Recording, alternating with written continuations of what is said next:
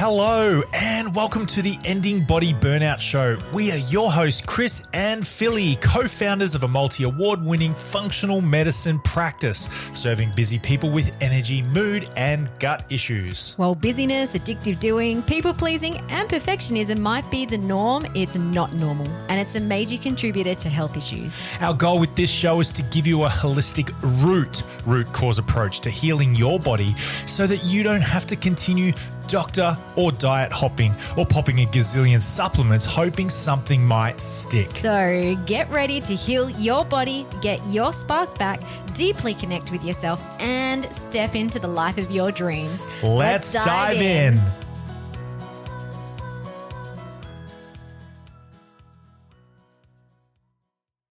G'day guys, welcome to this episode of the Ending Body Burnout Show. Episode is a connect the dots one. It's all about endometriosis, gut issues, anxiety, depression. So we've got a listener who submitted their details to us. Yeah, so if you're new to this podcast, we do different types of episodes.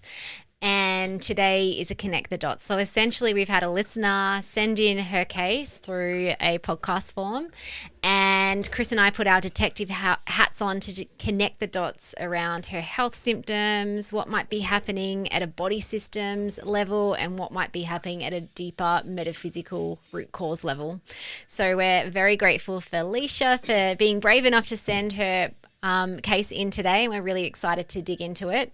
If you are someone who is listening and you're like, oh, I'd really love my case reviewed on the episode or the podcast as well, just head down to the show notes and there is a Connect the Dots application form that you can send your case to us. And also, this is pretty important both for the person who sent this in, but also for anyone listening that is resonating with the symptoms that we're going to dig into today. This Connect the Dots episode is for informational, educational purposes only. So it doesn't replace an official consult with us or with your medical doctor or practitioner. It's really coming from a place of education, being able to look at your health issues from a different perspective, and also looking at these health issues from a very specific lens, which is our holistic approach to ending body burnout. So hopefully you enjoy the episode today. Okay, so let's dive into today's case. So the biggest body burnout symptoms this listener is struggling with is chronic fatigue, chronic neck and pelvic pain, insomnia, depression, anxiety, gut issues, endometriosis, and this lovely lady said ... to name a few, with a little emoji face that is laughing with a tear coming down the face. So I'm always, when I'm looking through these application forms, I'm not just getting the information at face value. I'm looking at what else has this person said between the lines, maybe not verbally, but in the way that the language patterns are showing up, and also the use of emojis. So just a few things on this sentence is when someone says to name a few, it usually means that this person has a lot going on inside their body and their mind. So this is clearly a body that is feeling dysregulated and not safe. A lot for them.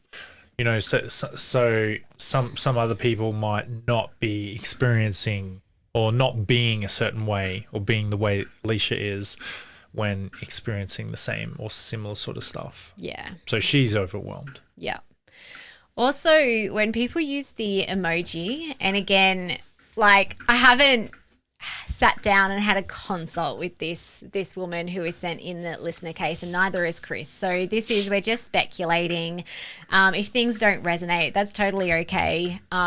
This is where actually the value of having a one-to-one coaching conversation or practitioner consult will help to fill in the blanks. But when someone uses this emoji around their symptoms, it's like laugh face, smiling. I see that as a sign of self-preservation. So if I don't laugh, I'll cry. Also, it might be a little bit of self-judgment. So if I laugh at myself first and all the things that I've got going on, I've gotten in first before someone else can judge me. So I'm just putting that in as a little maybe a seed or a pattern that might be showing up, that there might be some fear of judgment and also probably judging self. So when someone laughs at self, it actually is a form of self-judgment. Okay, and we'll dig into more of that sort of stuff, the more metaphysical things that are happening underneath the surface in the second part of this episode. I also like to get an indication of when symptoms started. So that is another question on the form. When was the onset? What was happening around the time? And also, what has the person tried so far? So we're not reinventing the wheel in this case review. We're actually looking at the missing pieces. So this listener said that she has had endometriosis for the past 25 years, but was only officially diagnosed 18 months ago, which is not uncommon at all for women struggling with this issue. They'll often, go to the GP. They're often prescribed the pill, so endo can show up as painful periods. I'll talk a bit more about the specific symptom in a second, but it's just interesting that this is not a abnormal experience for a woman to only be diagnosed with endometriosis decades later, because the investigation of it isn't very thorough from a medical point of view. She's also been struggling with gut issues for 15 plus years. What does that mean? Did she say specifically? What the official diagnosis was only 18 months ago. No, for gut issues. Was it just blanket statement? No, I don't think so. Yeah, so I'm not entirely sure. Is it bloating? Is it constipation? Is it heartburn? Not sure. There's also chronic neck pain, and that's been going on for 10 years. And then postpartum anger, depression showed up 7 years ago, and extreme insomnia that led to a psychotic break that had me finally start on antidepressants 14 months ago is also this timeline of when the symptoms started showing up. So this is interesting too, that when there's this build-up of imbalances over many years, this is a really clear signal that her system is in such a state of fight-flight and shut down or freeze. Maybe it's like a dysregulation and jumping between the two, that when you start off with one physical health issue and then there's a combination of others, this is clearly a body that doesn't feel safe in her own body. And so then nervous system dysregulation shows up, which then starts breaking down different body systems, and it starts showing up as different types of symptoms in the body and also in mental health. Also, it sounds like her system was in such a state of fight flight until 14 months ago, she literally couldn't sleep. So she had extreme insomnia, which led to a psychotic break. Which then essentially led to a shutdown of the system. So this is, we're just painting the narrative and the story of what's happening inside this body. So some things that were leading up to these events. So very stressful pregnancies and births, followed by postnatal depression this is in her words, that I wouldn't medicate for. And again, I'm always curious around people's language and the choices that they make. So, I know a lot of people in the holistic health space would prefer to treat, support, get to the root cause naturally as opposed to using a medication as a Band-Aid. But I've also noticed a pattern with a kind of health anxiety often shows up, where it's I'm too scared to take that thing because then what if I get stuck on it forever or it makes me worse, or I try a bunch of things, medications, and none of them work, then what is there left for me? And the vibe that people come at natural and holistic health as well, there can be, for love and self-care and giving yourself permission to be however the heck you want to be. But then we see it a lot is actually there's a lot of I will not medicate for this, and that's coming from a state of fear. Not saying that, Leisha, you were, but there can be from a place of fear and judgment and anxiety and stress and hatred and not trusting and all this sort of stuff. So the vibe is low. Yeah. I mean, it can show up as a perfectionism pattern as well, or like an all or nothing pattern. So perfectionism in terms of like healthy and natural is like, well, I will only do this and I will not do that. So we're really just picking out patterns, or it's showing up as patterns. So are there other patterns where I wouldn't medicate for this? Does that show up as a pattern in other areas of life? And then that can also be drama as well, playing into a drama in a drama triangle kind of thing. Victim, I'm a victim here. It's the aggressor. It's doing this to me. This has done this to me. I can't. I've got no other options. I don't want to do that. That sort of thing. Yeah.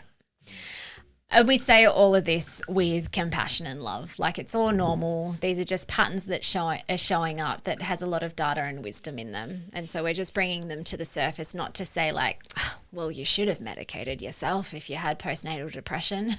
All wounds hurt when you poke them. We're not saying like I'm actually not for or against the medication.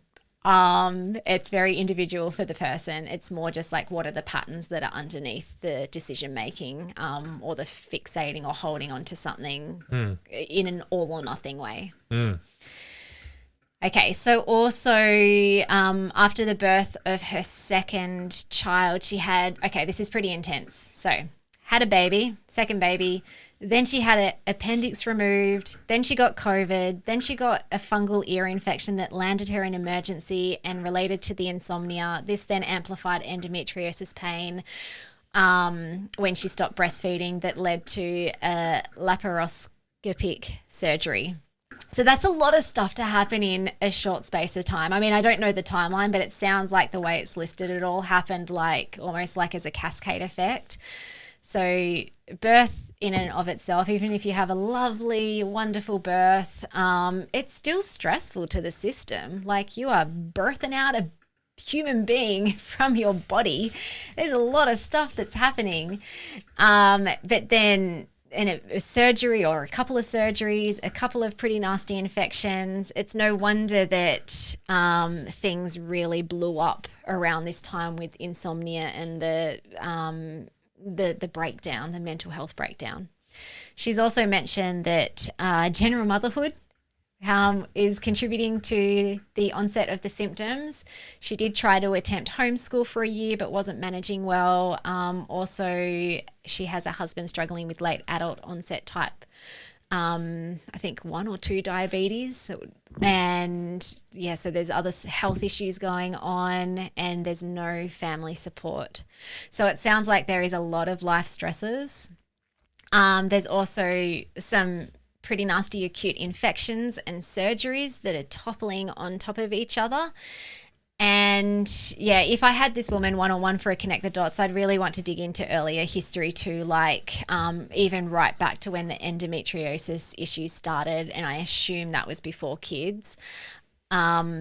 And just getting a really good indication around like, what were your hormones like when you first started menstruating?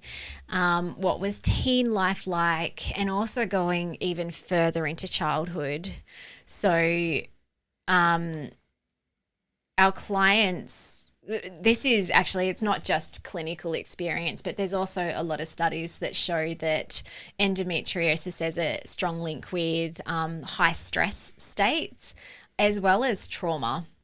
And so there might be some things that happened in this woman's upbringing where she felt unsafe in some way, which affected her hormones and her immune system. And so, yeah, digging into that side of things too would give a lot of data in terms of what's actually causing this and where has this come from, and what other types of healing do you need that goes beyond just physical, supplements, medication, surgeries, diet, in order to be able to get to the bottom of not just the endometriosis, but also the mental illness and the chronic gut and body pain.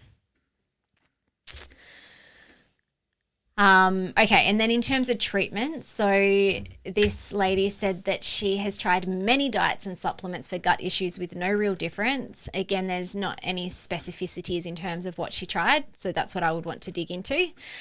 She also said she's tried all the chiro, physio, acupuncture, rehab, massage for numerous physical. All?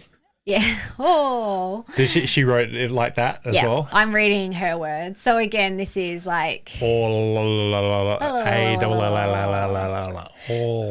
which shows both that she feels like she's definitely tried a lot. And I think when there's this exaggeration of all the things, it's almost like I feel a little bit hopeless. I'm at the end of my tether. What else is there? She also mentioned she's tried exercise, natural supplements for mental health and insomnia, therapy, hypnosis, women's circles, and then at the end of all the things she's tried, there's another little emoji, which is I don't even know how to describe this one. It's like the melting face emoji where it's like, when I see that emoji, I think about like, oh, I've done all the things and I'm feeling a bit loopy or a bit hopeless now, and I'm like melting into the earth. And again, just a little pattern to think about. So is this only showing up in your health, or do you feel like, or is it also showing up in other ways as a pattern? This almost like hopelessness. Hopelessness isn't the right word. It's just exhaustion. I actually probably would see that emoji as like, I'm kind of exhausted now, but I've got a little loopy smile on my face trying to like hold it together. Like, it's okay. I'm okay. But really inside, I feel like I'm falling apart. Interesting. Okay. All right. So let's break these symptoms, issues down into two parts. So we're going to start off with looking at the physical body system imbalances first. So in our practice, we believe that body burnout, when we're looking at the causes of it, it's always both physical and metaphysical, both body and mind. We're a holistic, interconnected being, and you can't actually separate the different parts of ourselves out, which is why when people do try and get to the root cause of what's going on with their health issues, but they're only focusing on, say, the physical health with lab testing or supplements or diet, or maybe they're only doing the metaphysical side of things, but they've got some real physical imbalances that need some TLC at the same time. This is a common reason why people aren't getting the progress that they want to see. So in terms of the physical side of things, let's chat about the body systems, and I'm going to start off with looking at endometriosis first and foremost, for a couple of reasons. One, it's where the health issues started, so I think it would be interesting to see what's going on there and how that's then led to other symptoms. But also too, I don't think we've really focused on endometriosis much on the podcast, and it is a really common symptom that we see in people with body burnout when their hormones and immune system and nervous system are out of whack. Most of our clients are female, and most of our listeners are female too, so it's interesting. We haven't touched on this yet. Have you got a diagnosis of endometriosis? Be interested in hearing. Yeah. Okay, so even though Leisha has said that she's done a lot of SUPs and diets, she didn't mention anything around lab testing. And this might just be because she forgot to put it in, but I'm going to assume just at face value that she hasn't done any lab tests, which if this is the case, it's kind of like I get excited when that happens, because it's like, oh my gosh, there's like so many things that you may have missed that could really move the needle and make a big difference in your health recovery. So we have a saying in our practice, test, not guess. It's like if the supplement protocols and the diets were just based on symptoms, maybe it might have been practitioners suggesting things based on symptoms. Maybe it might have been from Dr. Googling. Maybe it might have been from my best friend did it and she got great results. It's not a very effective way of healing the self because you don't really know what's going on. So when you can test different body systems that relate to the health symptoms that you're experiencing, then we can create a protocol that your body needs at the right dose for the right duration and in the right timing to be able to move the needle so that you can heal. So endometriosis is a condition where tissues similar to the lining of the uterus, it's called the endometrium, grows outside of the uterus. So it's very abnormal, and this growth is most often happening in the pelvic region. Which is why pelvic pain can be really common with endo. But this growth can also go into other areas of the body. Like we've had clients where it's ended up like attaching onto their intestines and in other weird places of the body. Wow. So not good. And this tissue responds to hormones. Like in a normal healthy woman, the tissue responds to hormones and it thickens and then it bleeds out each month. But when this growth starts happening, it's because the bleeding doesn't actually exit the body, and then those endometrium bits and pieces in the body end up as actual tissue, and it can lead to inflammation and scarring and even pain for some women. And some symptoms that can begin shortly after puberty.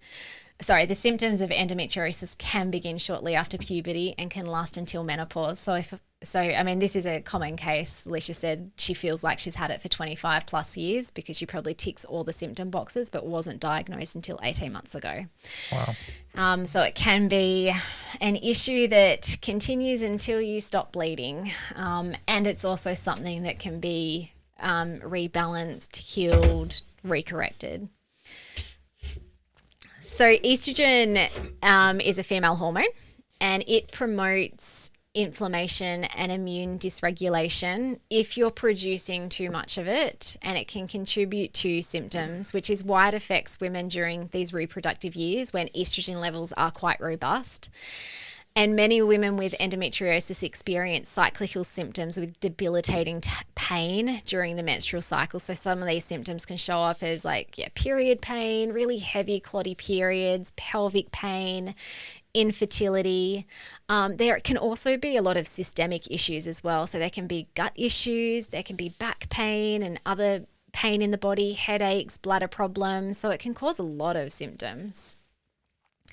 And endo is considered an inflammatory syndrome. So similar to an autoimmune condition, it is an immune system issue at its root. It's where the body experiences inflammation, and then this causes the abnormal growth of endometrial tissue.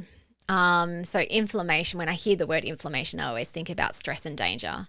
So from a functional medicine point of view, it's like, okay, well, if inflammation is affecting the immune system and the nervous system and the hormones, and then it's leading to endometriosis, where is the inflammation coming from? And this will be coming from both physical sources and also metaphysical sources, which is why you want to look at this from a holistic lens.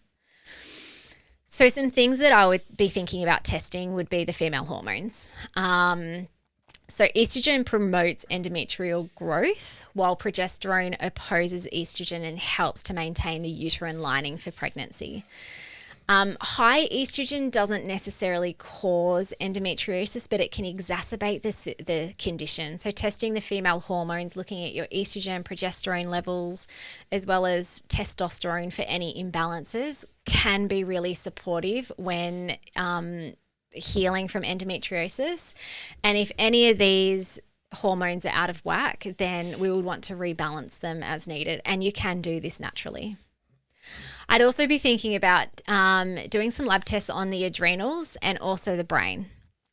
And I would consider these areas for a couple of reasons. So the adrenals and the brain are really helping you to respond to stresses appropriately. So your adrenals are secreting your stress hormones. Your brain is also creating neurotransmitters like adrenaline, which is similar to cortisol. It's kind of like your fight-flight response brain chemical, but it's also producing serotonin and dopamine, which can help balance out and create a more parasympathetic nervous system state.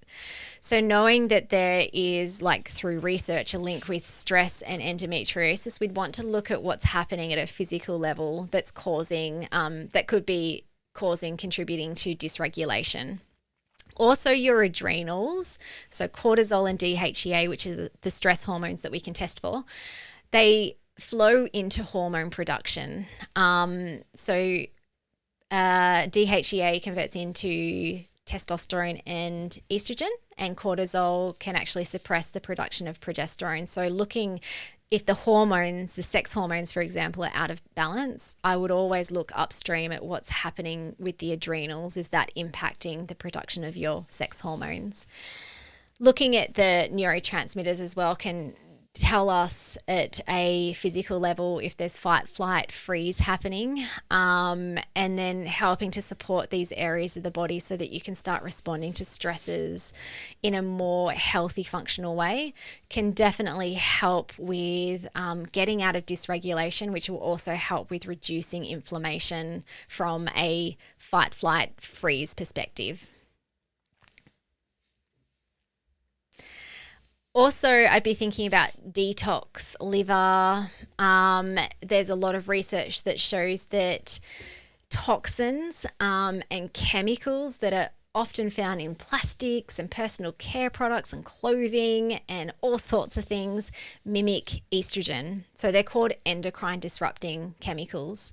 And these chemicals can disrupt your hormones in your body because they mimic estrogen. They're known as xenoestrogens.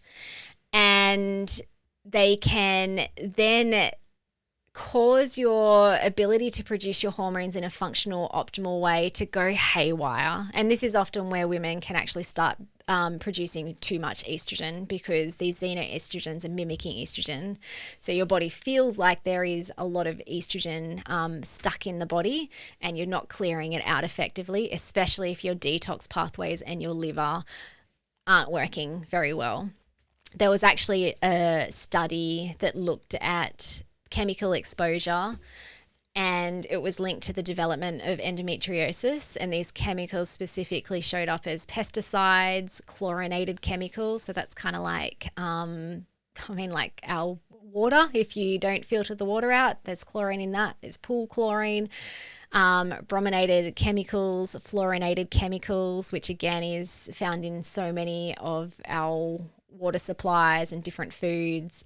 Lead was also connected to endometriosis and a whole heap of other chemicals. So from a lifestyle point of view, I definitely recommend cutting back on any toxins that you have control over. Start filtering your water, start purchasing natural organic skincare and cleaning products, spray-free vegetables, all that sort of stuff. And I would also test the function of the liver and detox pathways. Even if you have been living a low tox life, I would still look at what's happening with your detox pathways. I remember when I tested my own liver detoxification system, I'd already been living about 5 years of low tox living, to the extreme of I just made everything from scratch. And when I did my lab tests, I was shocked at how burnt out my detox pathways were still so burnt out. So yeah, I wouldn't disregard your detox pathways if you're someone who's already cut back on the lifestyle toxins. Now and so therefore this is a critical what I said before, just to ram this point home. You can approach low tox living, healthy natural ways of doing things out of fear, out of shame, out of guilt, or you can do it out of joy, love. You get higher vibe type stuff. Yeah, very good point. Because I remember when I was on my own health journey and when I was really just focusing on the physical and the lifestyle, didn't realize that there was anything else going on underneath the surface metaphysically.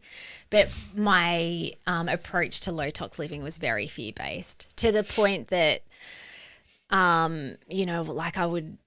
I would just get worried about going into a supermarket and going down the cleaning aisle. I'd get angry if people brought perfumes or, things into the home. It was almost like my thoughts amplified my dysregulation and the symptomatic response to chemicals. Whereas now we still live a pretty low tox life, but I'm not anal about it. It's like, I know my body is healthy and strong. I know my detox pathways are open and flowing. My body will get rid of anything that it needs. And I also love it. Like, I'm not going to go and drink chlorine because that's not going to be good for it. But it's coming from a place of love, nourishment, support, as opposed to I have to avoid it, otherwise I'm going to die. Okay, a couple of other body systems before we move on to the metaphysical side of things. So definitely I think about gut health, like specifically because Leisha has mentioned that she has gut issues, but also gut health plays a pretty big role in endometriosis. So again, there's research that shows that gut bacteria in the microbiome produce LPS metabolites, or lipopolysaccharide metabolites. Big word. Spell that. LPS. That's okay. That's a Scrabble winner. So this metabolite actually is inflammatory. So from the endometriosis point of view, if you've got an overgrowth of bacteria that are producing this more toxic metabolite, it's another source of chronic inflammation in the body, which can cause the immune system to go haywire, which affects the endometrial growth. And there was a research that showed that LPS is found, or was found, in a significant proportion of women with endometriosis in their pelvic fluids and in their vaginal microbiome and in their period. Wow. Which is pretty crazy. Yeah. The other thing too is when I'm thinking about the gut, so I'm kind of thinking about lab testing as well. So you want to test to see what's happening with your microbiome. But also one of the stool tests that we run looks at a marker called beta-glucuronidase, which essentially is showing you how well you're clearing out estrogen and other toxins from the body once those toxins and hormones and metabolites enter the gut ready to be pooped out.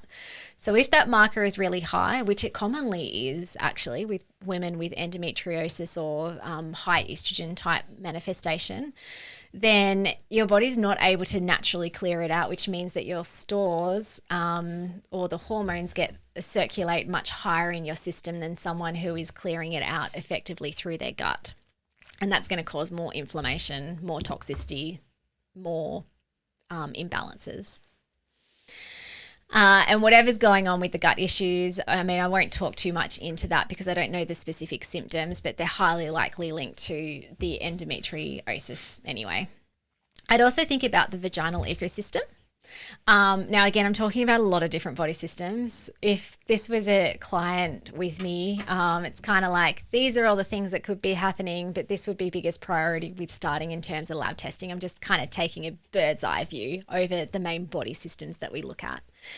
But the reason why I mentioned the vaginal ecosystem is to look at dysbiosis that could be affecting reproductive health. So if you have nasty pathogens overgrowing in the microbiome, or if your beneficial microbiome is really depleted, that can have an upstream effect into your uterus and into your hormone production. And again, there's a lot of research that links vaginal dysbiosis with different reproductive and female hormone issues.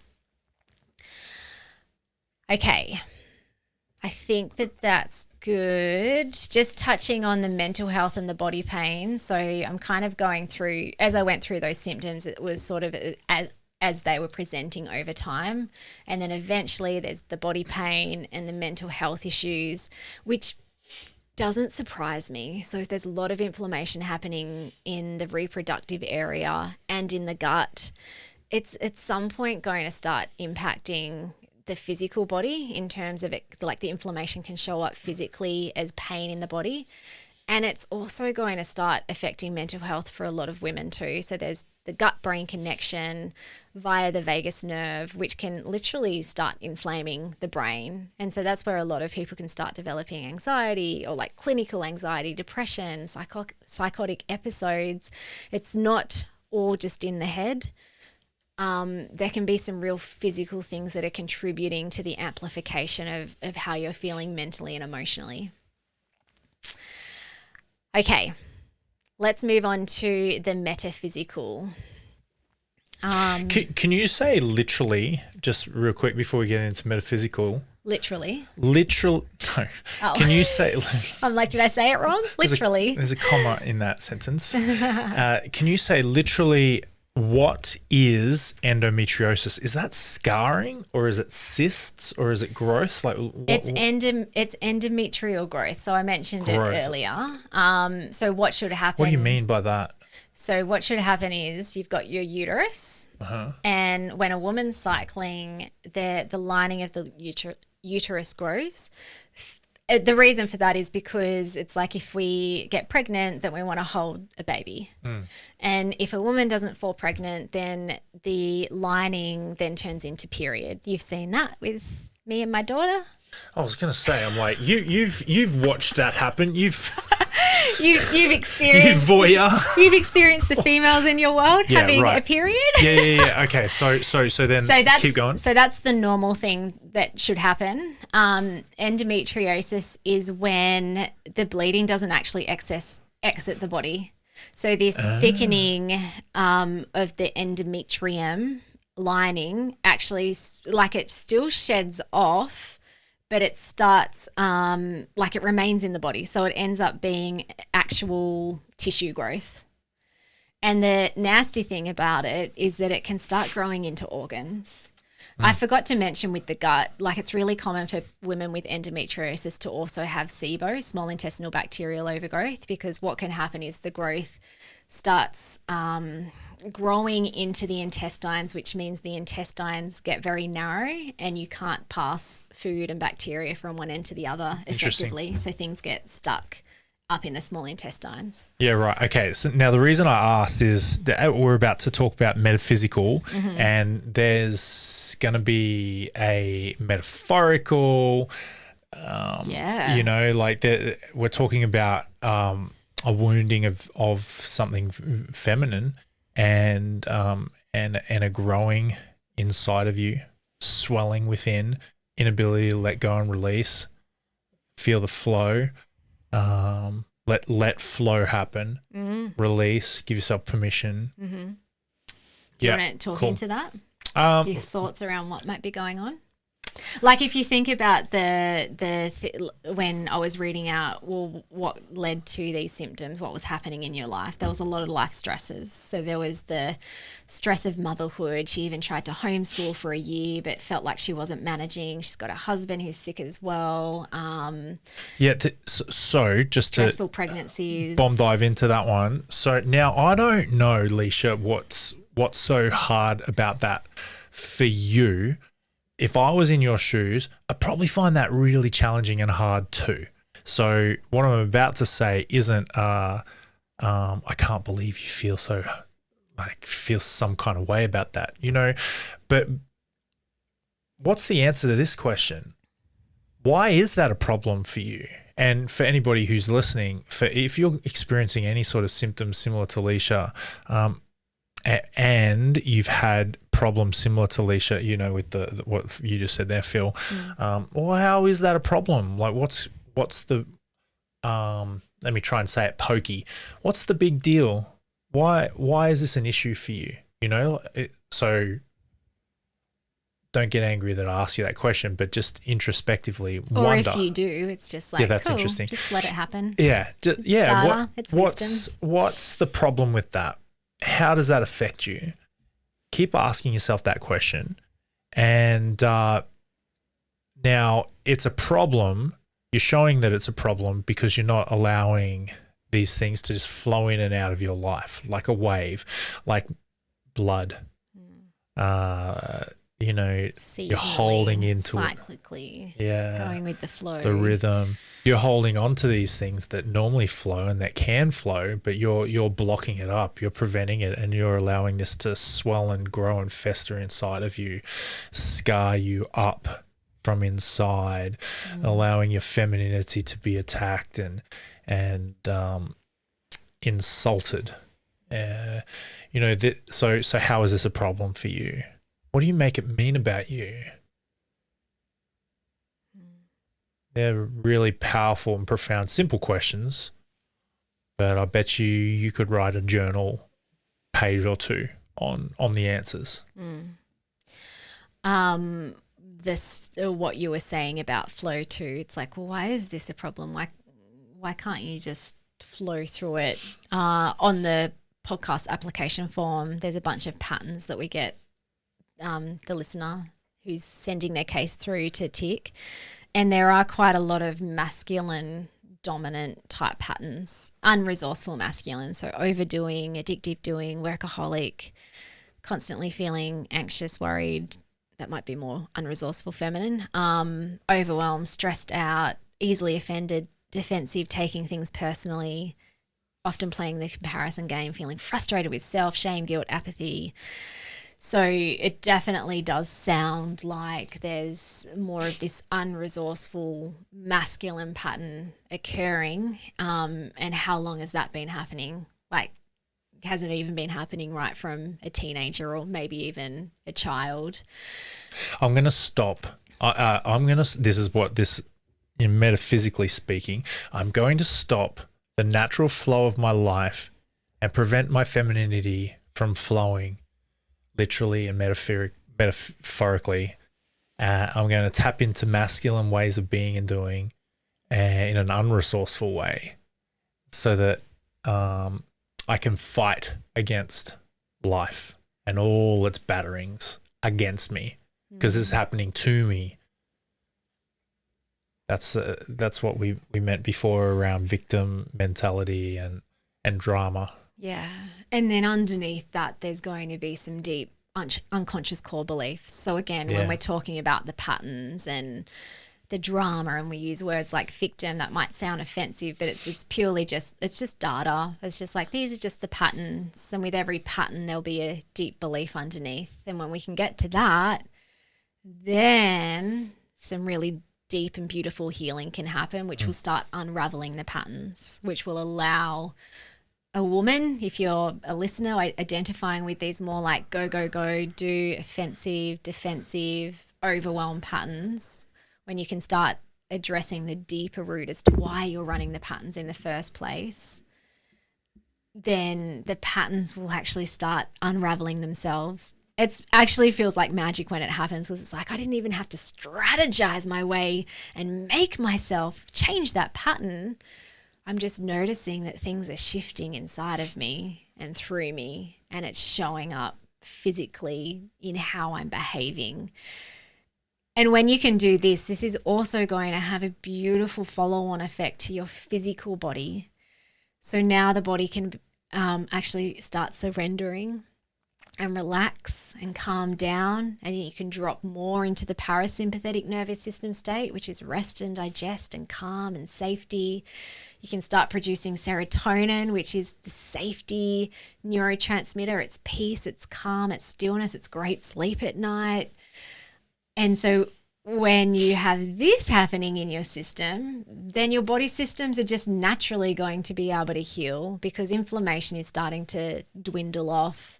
Imbalances are starting to recorrect. Yes, you still might need a little bit of physical TLC and therapy through lab testing and supplements, but you've got bucklies of changing things from a physical point of view if you're still running these beliefs and these patterns that are keeping you stuck in fight, flight, or freeze, which is essentially saying, I'm not safe. My body isn't safe. I'm not safe to be in this world.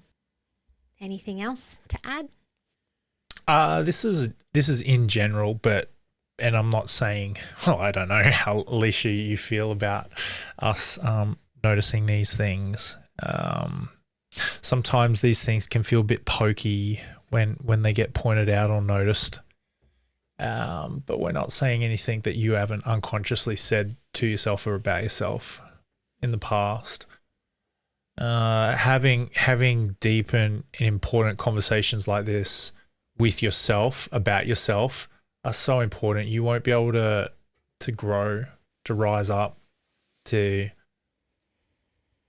grow up, to become the next evolution of you. You won't be able to do that. You won't be able to have a good relationship with you if you don't have these important conversations. Just like any sort of relationship, if you don't have these conversations with yourself, you'll stay the same. And as we pointed out today, there's going to be some physical stuff. Even though you've tried a lot, you haven't tried it all. And then metaphysically speaking, there's some beautiful, profound conversations that you can have. So hope that all resonates with you. Yeah. And also, like, speaking into, I've tried all the things. I don't think it's actually humanly possible. Maybe it might be if every month of your living life you've tried all the things. Yeah. But in saying that, the things that you have tried, and this is for all the listeners out there might be things that you have tried that might not have moved the needle the first time you tried them, but it doesn't mean it won't when you're ready to change. And this is the deep root cause healing that we're very passionate about. So I mean, we've had plenty of clients who are like, oh, I've done those lab tests, I've done those supplements, I've done the diets, they don't work. And it's like, okay, we probably don't have to retest. If you don't feel like any symptoms have budged, then those imbalances are probably still there. But let's work on this stuff over here first. Let's get to the root of, like, what's the deepest fear you have about yourself? What's this unconscious core belief that feels like it's ruling the roost, causing dysregulation and safety? Let's work on that. Then we can come back over here and try some things that you have tried previously, but now your body's going to respond to it. And on the other side, because Leisha mentioned that she did talk therapy, women's circles, meditation, I think it was, or hypnotherapy. And again, maybe there's some more of that mental, emotional, psychological support that may not have moved the needle, but it doesn't mean that it's because the thing has been exhausted and it's not going to work. Maybe you just weren't ready to change yet. Maybe there was a lot of fear, unconscious blockages, resistances that when you continue breaking those down, change can happen in a moment. And we have this saying, like, change takes a long time coming, but happens in a moment. There will be a moment that you wake up feeling different, that you have transformed, you have healed, you are changed. And you might say it was because of that one thing. Well, it wasn't, because all the things that you've tried in the past has got you to the point where you're now ready for change. The Boom. end. Awesome. Okay, awesome. So hopefully this has helped gain a different perspective on endometriosis and the other inflammatory conditions that are often associated with it. And just a reminder, if you would like your case reviewed on the episode, you can go to the show notes and fill in an application form. Or if you want to be personally guided through our holistic root cause approach, you can either start with a Connect the Dots initial consult. I've just opened my calendar again and I've got a few spots available. Or few, like literally, guys, a few. Well, I mean, I don't have anything for July and there's some openings in August. Hurry up. Unless Just someone get in. reschedules and then there might be an early one. So anyway, check the calendar. Run off the jetty, bomb dive in, guys. Do it. Or we also, the very first session that you would have with myself in our Ending Body Burnout method is a Connect the Dots. So if you want to join the Ending Body Burnout method, the doors open again in September, and I'll pop the link to join the waitlist in the show notes. All right, guys. Thank you so much for joining us. Have the best day ever. See ya.